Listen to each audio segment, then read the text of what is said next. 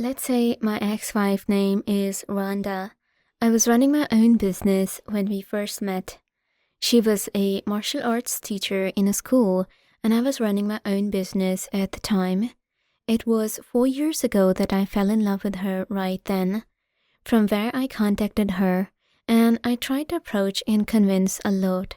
After 2 months of trying, she finally responded to me in a positive manner. I was happy that at least she answered. After a few months, we started dating. I was confident in my love for her, so I proposed her. As soon as she accepted my proposal, it is time for me to meet her family for the first time. I was nervous but excited at the same time. I was welcomed warmly by her family. During the course of my conversation with her, she informed me that her parents and herself lived together in a huge house with her uncle and aunt. In the end, they were living together as a family. I went to see them and everyone was so happy with me. Oh my God, there were so many people living in one house. Rhonda had 15 cousins, all of whom were blood related. I was happy to meet everyone regardless, and we all enjoyed a wonderful dinner. From that day onwards, I knew I had chosen the right person to spend the rest of my life with. After 2 months, we finally got married. We were so in love and it felt like nothing could break us apart. We were ready to take on any challenge that life threw our way. We had each other and that was all that mattered. In the beginning, I had such a beautiful relationship and I was hoping that our whole life would be just as beautiful. But I was very wrong. In any case, both of us were very romantic and very active in bed.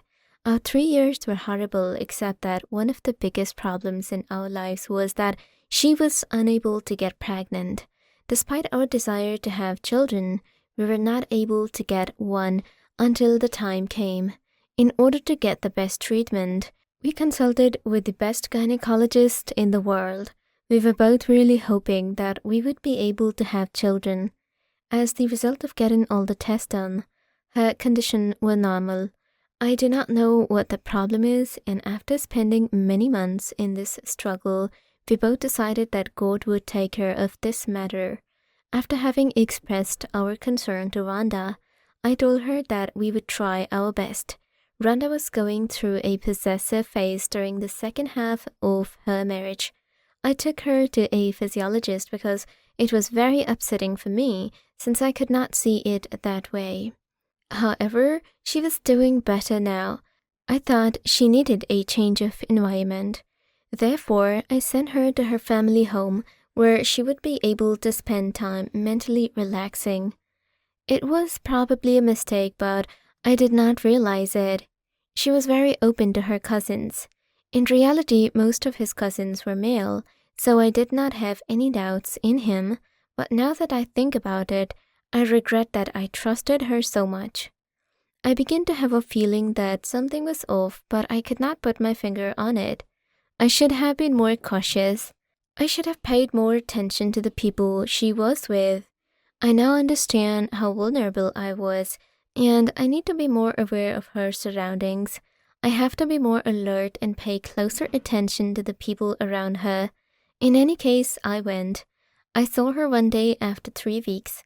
As I waited for her to get the TV lounge where she came to the race, her cousin Pal was behind her and they didn't see me because they were running. I don't know why Pal grabbed and picked her up and started calling her a loser. This was a strange experience for me because Pal was picking up my wife in front of me. It was unacceptable to me. However, when he saw me suddenly, he let her down. I began talking to her about Rhonda's health and everything else. Initially, I got upset because of his act at the time, but I eventually got over it. I asked Rhonda, is she okay? She makes sure that she is very happy here, so I asked him about it. As well, Paul explained that he was just trying to cheer her up because she seemed sad. He apologized for her behavior and asked if he could do anything to make it up to Rhonda. We discussed the incident and agreed that it was best to move on and forgive him. I found myself much happier than before. It was a comforting situation for me as well, so I forgot about it. I knew that she had been undergoing healing and that it would take a while for her to return home, so I asked her when she would return home, and she said it would take a while. He said she wanted to spend a few more weeks with her family. I told her that was understandable and take all the time she needed. I promised to keep in touch and she thanked me. After returning home, the scene was stuck in my mind after Pal picked it up, and I found it a bit jarring. I called her at night and told her how I felt about what happened today, and she started to arguing with me that I did not want to see her happy, that I was just my cousin, just a cousin, and they were supposed to enjoy themselves. Apparently, the debate had upset her mood, and she cut the call off. It was a strange experience, but one of my parts was aware that I had to give it some space. Her physiological situation dictates that I have to show a certain amount of patience when it comes to her actions, regardless of whether they are right or wrong. Anyhow, it was after 6 days. As I scrolled through Instagram, I saw this post of her cousin on the beach wearing very revealing clothing. Once again, she sat very closely with her cousin Pal, and one of their parents were also with them. I thought it was incredibly scary how these children were so close to each other in front of their parents. I don't know what exactly it was, but I thought that they were so open to each other. My family was very conservative in the past, and I thought they were. They had never been anything like that openness that I had ever encountered. By the way, I found it strange that she did not tell me anything. I called her. I was about to ask her why she did that. She started talking about missing me and how she wanted to come home. While listening to her, I forgot to ask her why he did not tell me anything. When I reached out to pick her, I was full of joy. It was also great joy for me that I missed her for weeks. It was a wonderful day for me. After returning from this trip, she exhibited a very positive attitude towards me. I thanked God for that improvement in her attitude. I began doing various things to make her happier, getting her to watch her favorite movie, getting her out on a romantic date. I don't mean to say that I did not do anything like that before. In spite of this, I would like to say that I have increased the frequency with which I do all these activities. It seemed to me that in those days as well, she was very happy with her heart and that she was enjoying every moment with me. I remember that in those days, she was so wild in bed that she would always want to cuddle with me and I would enjoy all the intimate activities. Because we had loved each other for so long, we were inseparable. Even when we were apart, I could feel her presence and knew that she was thinking of me. We were truly content and in love.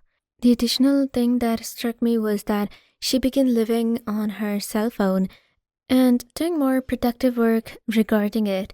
Once we arrived at the store, she bought a new cell phone. She acted very suspiciously. While she was checking something in her bag, I held her cell phone for her. A sudden ringing of his cell phone caught her attention. She grabbed her cell phone and went to the corner to talk. And once she had returned, I asked her who was on the call. I did not get a good answer from her. When we returned, we purchased a new cell phone and returned home. It was just back then that she told me that one of her friends was coming to meet her, so she was going to pick her up from the airport. She had not mentioned anything to me about this. I was surprised and asked her why she had not told me earlier. She apologized for not telling me beforehand and said that she had forgotten. As far as I was concerned, I had confidence in her. I reassured her that it was okay and encouraged her to be more open with me in the future. We hugged and I could tell she felt better. She thanked me for understanding her. Despite the fact that I thought everything was fine with her now, I noticed that her change of behavior indicated something suspicious. One day I was in my office. I received a call from Rhonda and she instructed me to return home as soon as possible. It was because I had a lot of negative thoughts coming into my mind that I came home. She hugged me when I returned home and I asked her what happened when she called me and that I should come home as soon as possible. She handed me a pregnancy test strip that was positive. I jumped for joy. After all, we were going to be parents. I was very happy after that. After hugging her tightly, I made her buy baby toys and clothes. I was in a state of bliss at that moment. As a result of this happy moment, I decided to invite friends and family to a big party where we could celebrate the good news. Despite the fact that this was the moment we've been striving for a long time, I do not see the joy that Rhonda is feeling in her eyes and demeanor. I felt like she was upset or afraid for some reason. I discussed this with her psychologist and she stated it was moral for a woman to do so, because pregnancy is not an easy thing to handle. These women were at an extremely delicate time. Due to the hormonal changes in her body, her response is natural. She also had a history of psychological problems, so that was the solid reason behind it all. Rhonda seemed to be so scared the whole time at the party that she was staring at Pal over and over again. I found it rather odd that she was so scared that she kept looking at him even though the whole time. Rhonda went to the kitchen and I noticed Pal was also missing. However, I did not understand what's happening. My heart was also giving me a lot of negativity. However, I must find out what is exactly going on. In a short time, I was curious as to where she was, and I went to look for her. I heard the voice talking. "It's all your fault, you're responsible for all this," Rhonda was saying. I was eager to know what had happened to her when Pal apologized to her. The two of them were talking in the kitchen with a serious expression on their faces, as if they were angry with each other, so when I walked into the kitchen, I couldn't wait to see them, so I asked what had happened. When they told me that they were planning a birthday party for the Pal sister, their expressions changed. My main objective became to track all of her actions at that time, checking her cell phone. I became triggered by her actions from that point on. It was 3 months into her pregnancy. My main aim was to check all of her actions, his cell phone being checked first. I had a chance to check it once in the morning, but it was only for a few seconds, so I wasn't able to do it. Several days later, I got a chance again, but this time I had more time. I decided to check out her cycling bin as I had more time. I found an incomplete chat, just a few messages. At 5 p.m., she was visiting someone. It seemed like the right time to take a closer look at what was going on with us. At 5 p.m., she got ready and told me that she was going to meet her friend. Having approached her at the restaurant where she had gone, I was after her. She had met a man who I could not see from a distance, so I stayed there and tried to get closer to him. It was Pal. I was convinced that she had been having an affair with him, and I finally learned the truth. In the beginning, I felt very bad and I tried to decide as best I could that I should confront her. However, I failed to do so. Maybe I was stopped for the sake of the inborn child.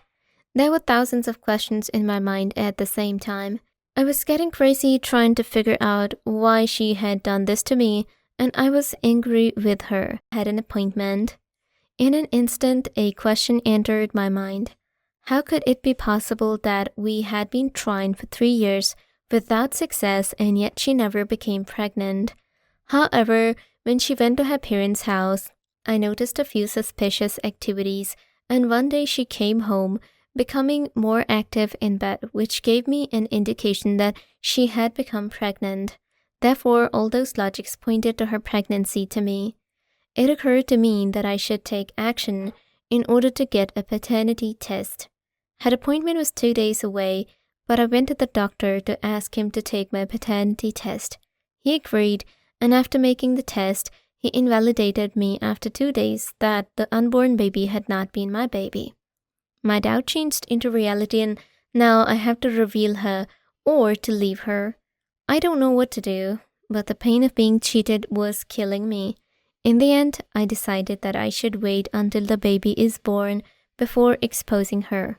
The day of the child's delivery arrived 2 months later. Her entire family was in the hospital. I was on the counter filling out the forms, and I was doing something on the forms that I would be able to blast at any time. As soon as the baby was born, we all went to the labor room. Once the nurse arrived, she came to give the birth certificate. She called Pal as a father, which shocked everyone. Rhonda's father told the nurse that she was calling the father the wrong name. She stated that the father's name is Pal. When I laughed and said that she was telling the truth, her father asked me if I was crazy. Then I mentioned the paternity test to everyone in the labor room. Everyone was watching at Rhonda and Pal. There was a storm of anger in the room. I just left by saying she didn't do it right. Her eyes were full of tears and she attempted to stop me, but was unable to do so. It was too late for me to have a relationship with someone. After that, I was unable to imagine having a relationship with anyone else.